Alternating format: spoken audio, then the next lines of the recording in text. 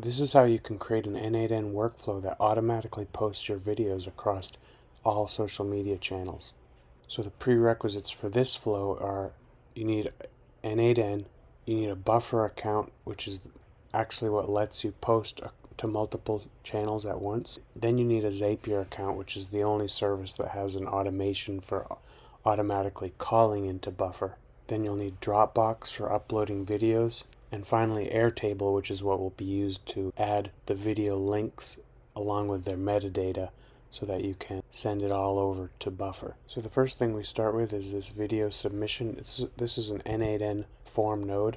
We just have the channel, which I have a drop down here because it lets me send to multiple different channels of mine, a title, a description, and then a file upload.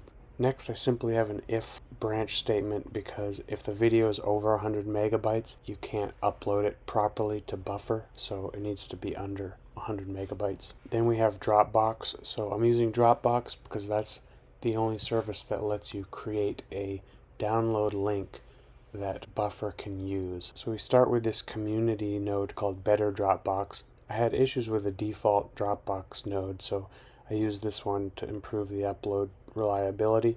Once it's uploaded, I use an HTTP request to get the download link. And then finally I have a switch based on that channel dropdown that was in the video submission. So for example, if I'm choosing my language learning channel, it'll post to a different Airtable. And finally we have the Airtable node, which is what posts the link to the video as well as the metadata. Now once it's in Airtable, that's where Zapier comes in. So I have a Zapier, very simple Zapier workflow going that watches Airtable. So if there's a new record in Airtable, it will post to buffer.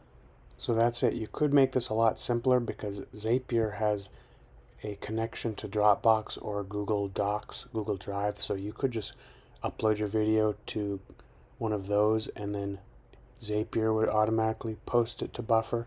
But the reason I like this using n8n is because now I can add additional steps to modify the video, to process it, to add different things.